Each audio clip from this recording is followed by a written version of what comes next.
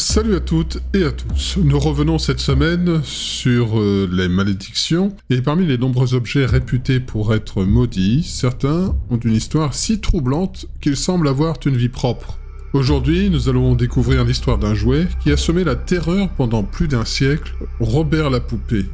Tu parles d'un nom. Créée au début du XXe siècle, cette poupée apparemment inoffensive est pourtant associée à des événements étranges, des phénomènes inexpliqués et même des drames. Ce simple jouet est devenu une légende. Mais que cache vraiment ce regard froid et ces vêtements d'enfançage? Est-ce une simple coïncidence ou la marque d'une malédiction bien réelle? Cette histoire pourrait bien vous glacer les sangs, et c'est sur Enigma et Mysterium.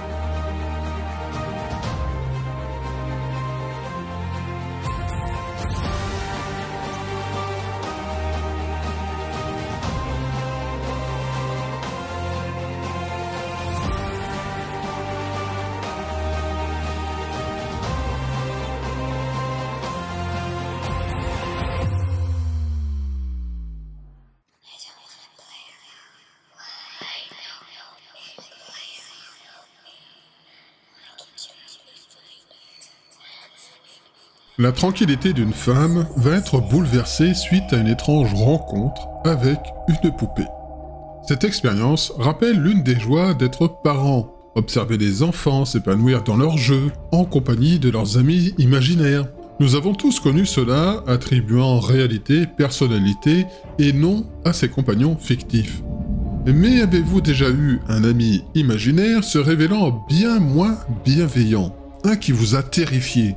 C'est l'histoire de la rencontre avec Robert. En avril 2007, Heather Clement, âgée de 52 ans, se rend au musée East Martello à Key West en Floride. Comme à son habitude, elle flâne dans le musée tout en discutant au téléphone. Attirée par la beauté du lieu, elle monte jusqu'au sommet du bâtiment. Après avoir profité de la vue, elle redescend et quitte le musée sans se douter que cette journée agréable allait prendre une tournure inattendue. Peu après sa visite, une série d'événements malheureux s'abat sur elle. Sa relation amoureuse prend fin, sa voiture tombe en panne, et elle perd son emploi. Pire encore, le nouvel emploi pour lequel elle a déménagé prend fin dans un incendie. La malchance semble s'acharner sur elle. Un rendez-vous manqué, un accident de la route, Heather commence à se demander si cet enchaînement d'événements est vraiment le fruit du hasard. Par une étrange coïncidence, Heather se retrouve submergée par la peur. Rien dans ses actions ne semble justifier une telle terreur. Alarmée, elle décide de chercher de l'aide et se tourne vers un médium. Ce qu'elle découvre la glace jusqu'aux os. Une malédiction. Les émotions l'envahissent, dominées par une incrédulité absolue et une peur intense. Elle, qui n'a jamais cru aux malédictions ni à rien de tel, se retrouve confrontée à l'histoire d'une poupée maudite exposée depuis 100 ans au musée East Martello, connue sous le nom de la poupée Robert. Robert la poupée, mesurant 92 cm quand même, est réputé pour être enchanté et impliqué dans de nombreuses légendes urbaines. Plusieurs visiteurs de la poupée ont également affirmé avoir subi une malchance extrême après leur rencontre avec Bobby. Il existe une croyance selon laquelle cette poupée pourrait véritablement invoquer une malédiction. Heather, par exemple, se demande si sa malchance n'est pas liée à Robert après l'avoir négligemment dépassé. Elle se souvient l'avoir ignoré, trop absorbée par son téléphone, sans lui accorder le moindre respect. Eh oui, susceptible la poupée. Robert est bien plus qu'un simple jouet. David Sloan, un enquêteur du paranormal, partage cette conviction. La poupée est toujours au Fort East Martello Museum, où elle continue d'attirer l'attention et de susciter la curiosité. Les origines de cette histoire remontent à 1904. Une servante originaire des Bahamas, travaillant chez la famille Otto, sera congédiée après un incident ou un désaccord avec la famille. Versant dans les arts vaudous, elle fabrique une poupée à partir de matériaux couramment utilisés à l'époque. Le corps de la poupée est fait de tissu, probablement de la toile de jute ou de coton, et est rembourré avec un matériau souple comme de la paille, du crin de cheval ou du kapok, qui est une fibre végétale légère. Les yeux de la poupée se constituent de simples boutons noirs, ce qui lui donne un regard fixe et un peu inquiétant. Le visage est peint sur le tissu, une technique courante pour les poupées de cette époque. Cela lui donne un aspect un peu usé avec le temps. Robert porte une tenue de marin, soit une fabrication sur mesure pour lui, ou une version miniature des vêtements que portait Eugène Otto dans son enfance.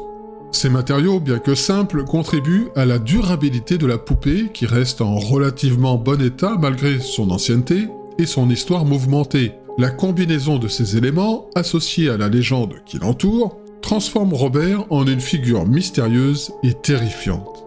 En signe de vengeance, elle ensorcelle cette poupée avant de l'offrir à Jen, le jeune fils de la famille. Jen est le nom d'artiste de Eugène Otto et il développe une affection inhabituellement intense pour cette poupée, au point de lui attribuer une vie propre. Ils deviennent inséparables. Il disait que la poupée bougeait et parlait. Les parents remarquent ces comportements étranges chez leur fils. Près de Robert, Eugène semble avoir des conversations inquiétantes comme s'il n'était pas seul, mais accompagné d'une autre voix. Eugène Otto, dont le comportement devient de plus en plus erratique et violent, affirme que c'est Robert, sa poupée, qui l'incite à agir ainsi. Il se défend toujours en disant « Je ne l'ai pas fait, c'est Robert ». Bientôt, des rumeurs d'événements étranges circulent. Les enfants du voisinage rapportent avoir vu Robert à la fenêtre de la salle de la tourelle de la maison familiale Otto, se déplaçant de gauche à droite et se cachant parfois dans l'ombre. La seule période durant laquelle Eugène sera séparé de Robert est lorsqu'il partit étudier dans une université d'art en France. C'est là qu'il rencontre Anne, une pianiste de concert talentueuse. Ensemble, ils retournent à Key West et s'installent dans la résidence Otto. Jen Otto gardera la poupée Robert avec lui tout au long de sa vie, même après son mariage avec Anne. Selon les légendes locales, Anne Otto était extrêmement mal à l'aise avec la poupée. Elle aurait insisté pour que Robert soit enfermé dans le grenier, car elle croyait que la poupée exerçait une mauvaise influence sur Jen et sur leur maison.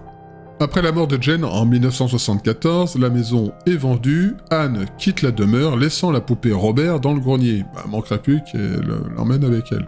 Robert reste dans la maison, jusqu'à ce qu'une nouvelle famille emménage. Les nouveaux propriétaires rapportent des événements étranges, liés à la poupée, encore plus terrifiants. Un plombier travaillant au grenier entendra des rires derrière lui, et en se retournant, voit que Robert a changé de place. Terrifié, il fuit la maison pour ne jamais y revenir. Pour se libérer de cette présence encombrante, les propriétaires donnent finalement Robert au Fort East Martello Museum, où elle est encore exposée aujourd'hui.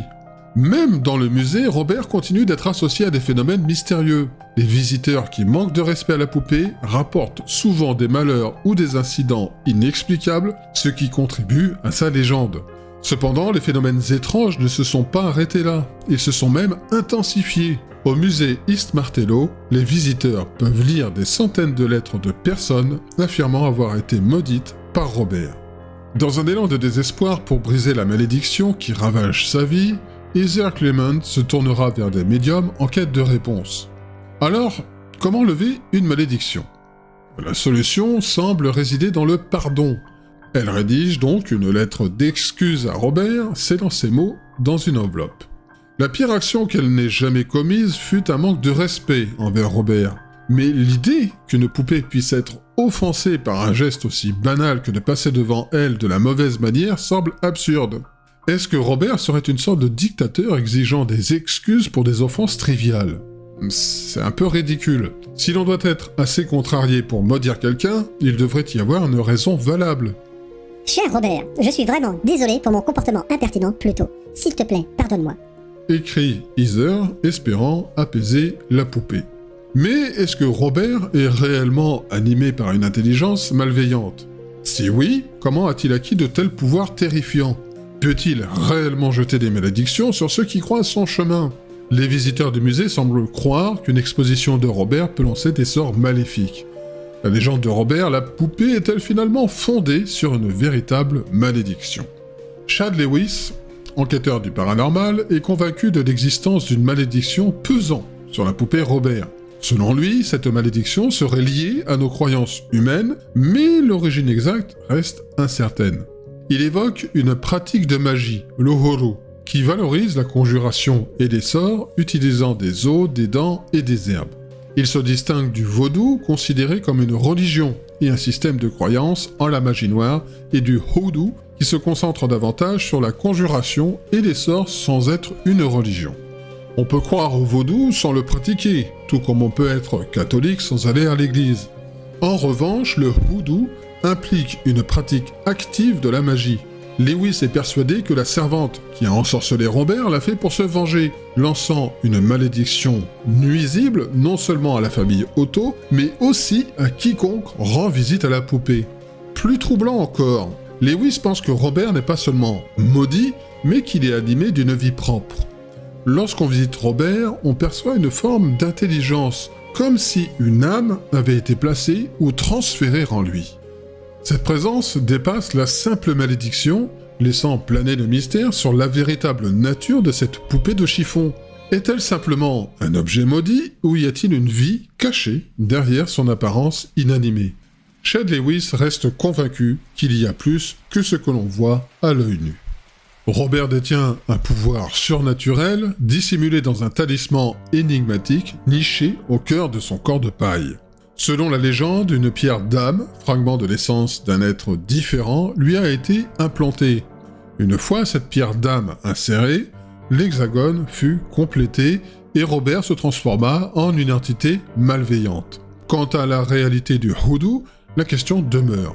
Est-il possible pour quelqu'un, muni du sort adéquat et des ingrédients nécessaires, de jeter un puissant sortilège sur autrui ou sur quelque chose? Ou bien y a-t-il une autre explication? D'après le psychologue le Dr Marilyn Miller, une force différente est à l'œuvre, sans aucun lien avec le surnaturel. Les malédictions semblent toutefois posséder une part de vérité, car comme on dit, il n'y a pas de fumée sans feu. Le pouvoir de l'esprit humain est si immense qu'il peut provoquer des réactions physiques extrêmes, comme mourir de peur à cause d'une malédiction. Miller suggère que le prétendu pouvoir maléfique de la poupée Robert n'est rien d'autre que le fruit de l'imagination débordante d'Eugène Otto. Comme beaucoup d'enfants, il attribuait des qualités humaines aux objets inanimés tels que ses jouets. Cependant, contrairement à la plupart, il a continué à croire en la vie de Robert, sa poupée. Jane avait ses propres troubles psychologiques et peut-être que son isolement a exacerbé son imagination fertile. Miller pense aussi que lorsque les rumeurs sur la nature maléfique de Robert ont commencé à circuler, elles ont acquis leur propre existence et pouvoir. Une fois qu'une personne croit être maudite, cela peut altérer la chimie de son corps, entraînant une perte d'appétit, une négligence de sa santé et une conviction profonde que sa fin est proche. C'est la preuve de la capacité de l'esprit humain à établir des liens de causalité entre des événements qui, en réalité, ne sont pas liés, surtout si l'on croit qu'une force extérieure a scellé son destin. Les superstitions, telles que jeter du sel par terre par-dessus son épaule ou éviter de passer sous une échelle, sont ancrées dans notre culture depuis l'enfance et souvent persistantes à l'âge adulte. Elle offre un sentiment de contrôle sur le hasard, renforçant l'idée que certaines actions influencent notre chance ou préviennent le malheur. L'histoire de Robert la poupée, qui est à l'origine du personnage de Chucky, est un exemple fascinant de superstition collective. Cette histoire illustre comment un objet devient le réceptacle d'énergie négative projetée par les personnes et comment ces énergies sont ressenties par ceux qui entrent en contact avec lui. La légende de Robert, associée à ces phénomènes paranormaux et à une malédiction persistante, soulève des questions fascinantes sur la nature de l'énergie négative et son transfert possible à travers des objets inanimés. Selon la tradition, cette poupée est le récepteur d'une énergie inquiétante due à des pratiques occultes telles que la magie hoodoo, impliquant l'utilisation de talismans et d'objets chargés de pouvoir. La question de savoir si les problèmes d'une personne se transfèrent à une autre par le biais de la violence, qu'elle soit mentale, physique ou verbale, est complexe. Dans le cas de Robert, certains croient que la poupée agit comme un catalyseur pour de tels transferts, accumulant et reflétant les énergies négatives de ceux qui l'entourent. Cette idée est renforcée par des récits de comportements violents et de phénomènes étranges liés à la poupée, qui ont conduit à sa réputation de malédiction. L'effet boule de neige de la renommée de la poupée est indéniable. L'histoire est amplifiée par les récits des habitants de la ville, puis par une attention internationale contribuant à renforcer la légende de la malédiction. Cela soulève la question de notre propre rôle dans la perpétuation de telles malédictions. Sommes-nous responsables de l'énergie que nous attribuons à des objets comme Robert la poupée? Est-ce le résultat de croyances collectives et de récits partagés qui donnent vie à la légende? En fin de compte, l'histoire de Robert est un exemple fascinant de la manière dont les objets sont imprégnés de signification et d'énergie, réelles ou imaginées, et comment ces croyances ont un impact sur notre perception de la réalité. Que la malédiction de Robert soit un produit de la magie hoodoo, un talisman maléfique ou simplement le fruit de notre imagination collective, elle continue d'intriguer, témoignant de la puissance des histoires et des croyances humaines.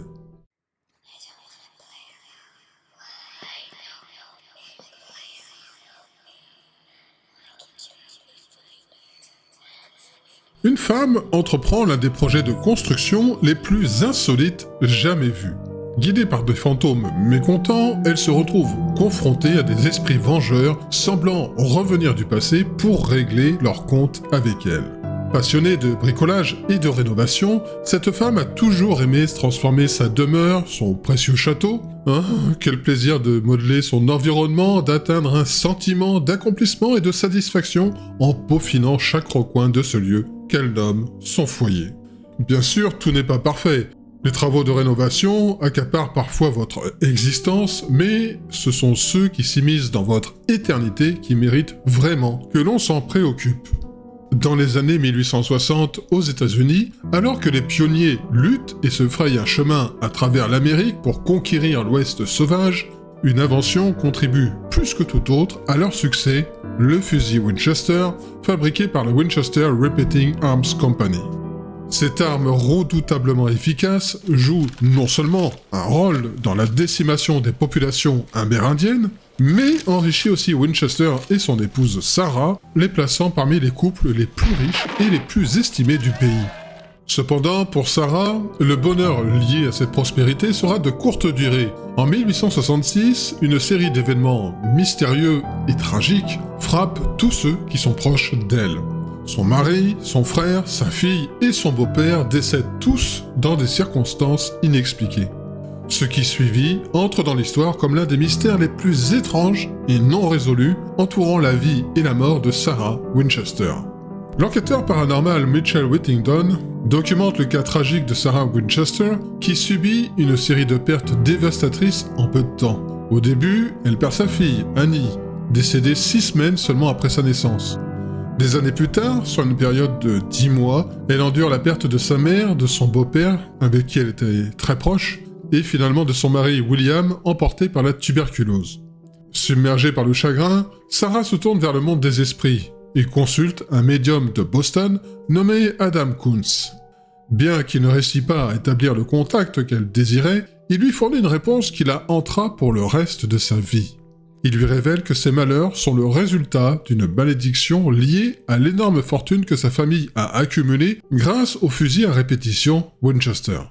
Selon le médium, les esprits de toutes les personnes tuées par ces armes aux États-Unis cherchent à se venger d'elle.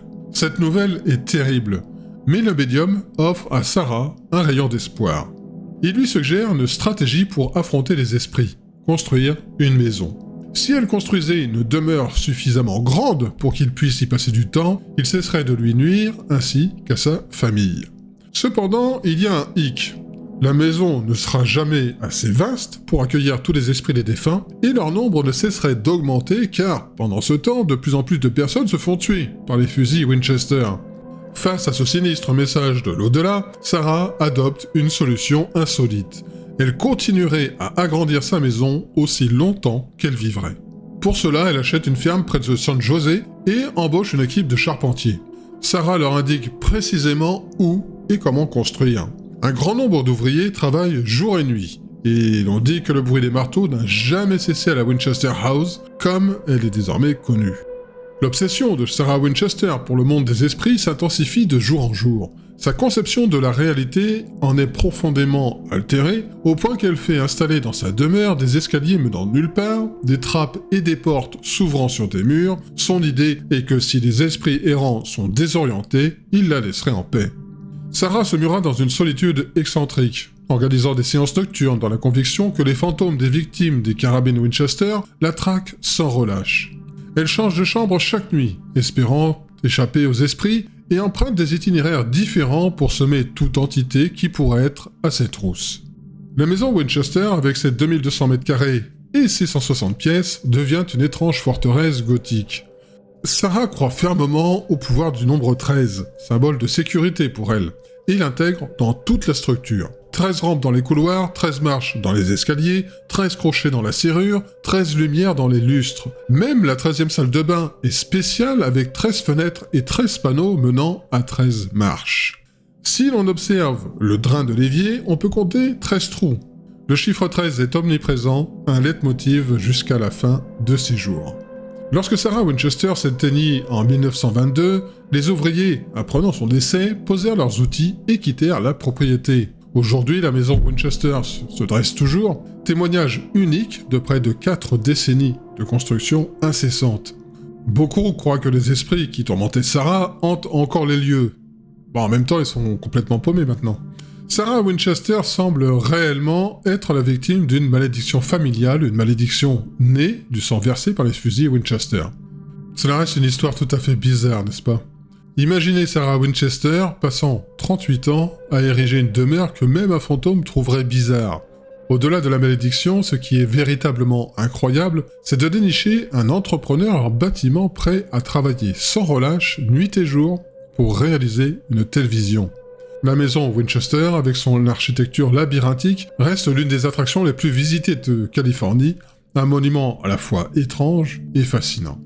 Si vous cherchez une preuve du surnaturel, le Dr Shelley, spécialiste en hypnothérapie clinique axée sur le surnaturel, pourrait vous convaincre. Elle croit en l'existence d'objets et de lieux maudits tels que la Winchester House. Selon elle, ce n'est pas Sarah la victime, mais plutôt l'homme qu'elle croyait être son sauveur. Le Dr Shelley pense que Sarah est initialement maudite par le médium qu'elle a consulté à Boston. Le malaise de Sarah, vis-à-vis de l'entreprise familiale, combiné à son deuil, la rend particulièrement réceptive au message du médium. Le Dr Shelley estime que les séances nocturnes de Sarah ont libéré des forces surnaturelles hors de son contrôle. Elle croit que Sarah communique avec les personnes tuées par le fusil Winchester, comme le médium l'a suggéré, et que cette croyance a lentement envahi l'esprit de Sarah, la conduisant progressivement à la folie. Sarah Winchester, veuve de l'héritier de l'entreprise de carabines Winchester, a vécu une existence tragique, marquée par la perte et l'isolement. Après la mort de son mari et de son enfant, elle se retire de la société, ne sortant jamais de sa demeure, communiquant uniquement avec ce qu'elle croyait être des esprits. Ces voix de l'au-delà auraient dicté la construction d'une maison labyrinthique, la célèbre Winchester Mystery House, pour échapper à la malédiction des âmes tuées par les armes de son défunt mari. Sa vie, emplie de solitude et de chagrin, la pousse à croire qu'elle est responsable des morts causées par les fusils Winchester. Si elle avait accepté que la responsabilité des tragédies n'était pas la sienne, alors peut-être aurait-elle permis à d'autres de pénétrer dans sa demeure, nécessitant une purification spirituelle pour nettoyer les traces des esprits qu'elle croyait avoir invités. La Winchester House continue de fasciner et d'inspirer des débats animés entre experts et passionnés d'histoires paranormales.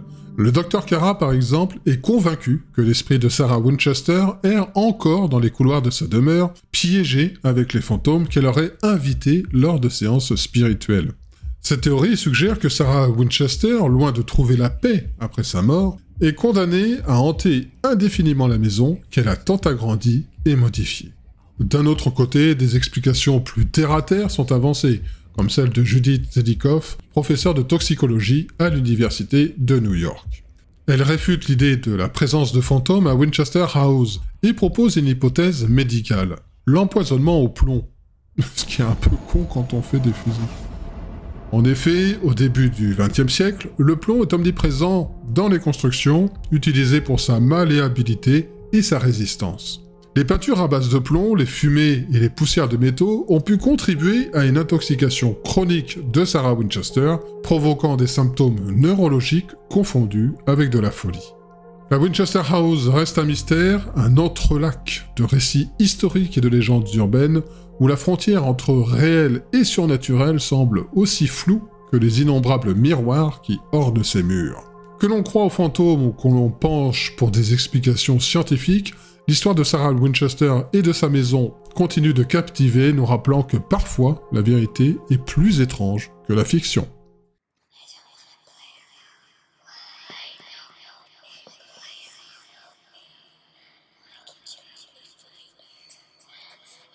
Imaginez une forêt où chaque arbre chuchote des secrets millénaires, où la brume du matin dissimule des êtres énigmatiques et où les mythes s'éveillent à chaque détour du chemin.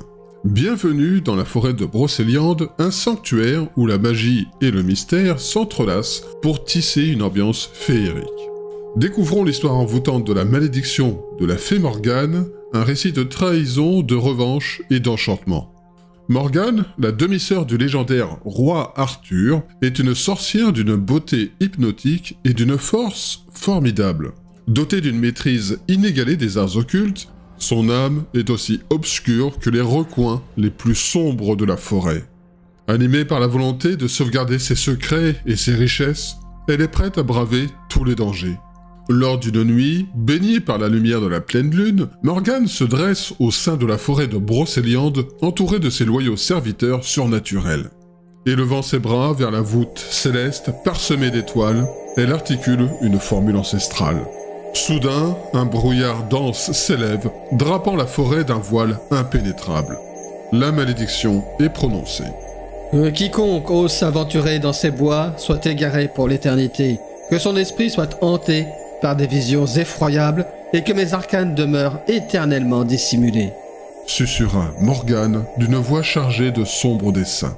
La forêt de Brocéliande est un sanctuaire de légendes et de mystères. Ceux qui osent s'enfoncer dans ses profondeurs partagent des récits de rencontres surnaturelles avec des esprits et des créatures féeriques, tandis que d'autres, happés par la malédiction de Morgane, disparaissent sans laisser de traces.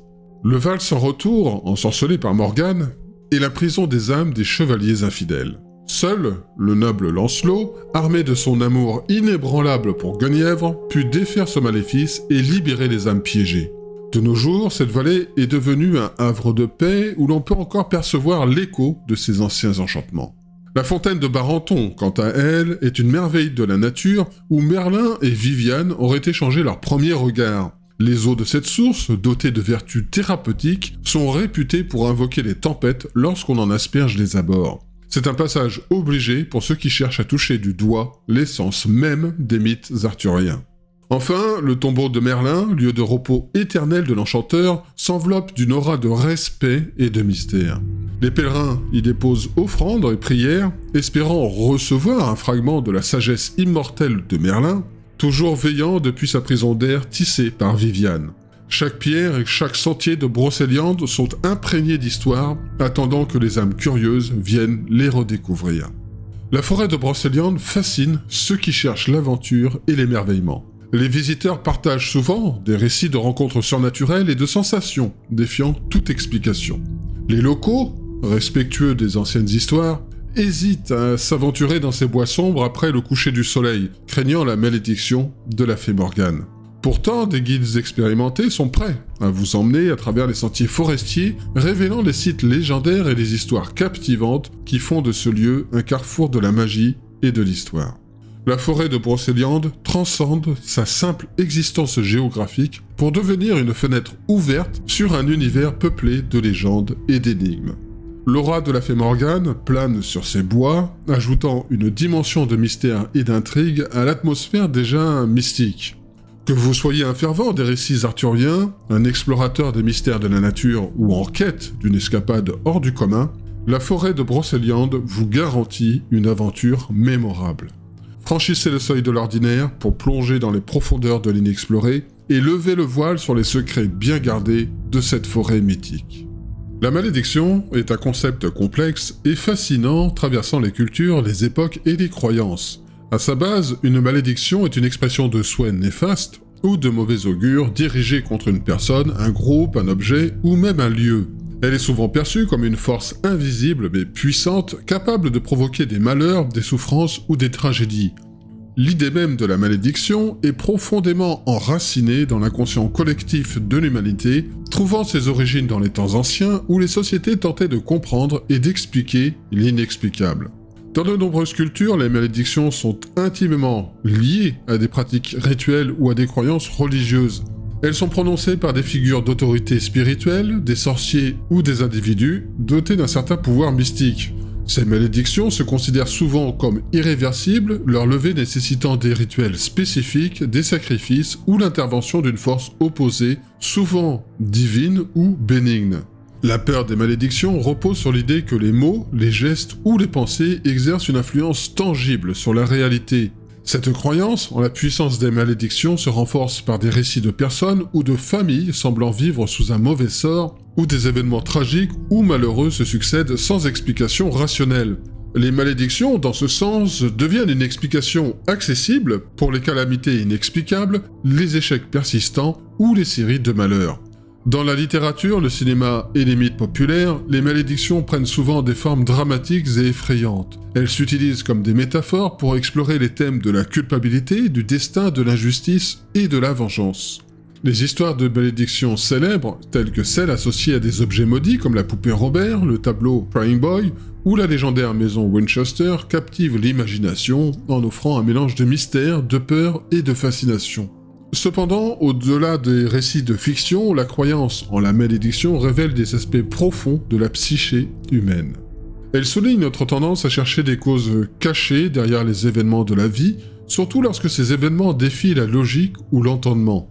Dans une certaine mesure, les malédictions sont aussi le reflet de notre besoin de contrôler l'incontrôlable, de donner un sens à la souffrance et à l'injustice.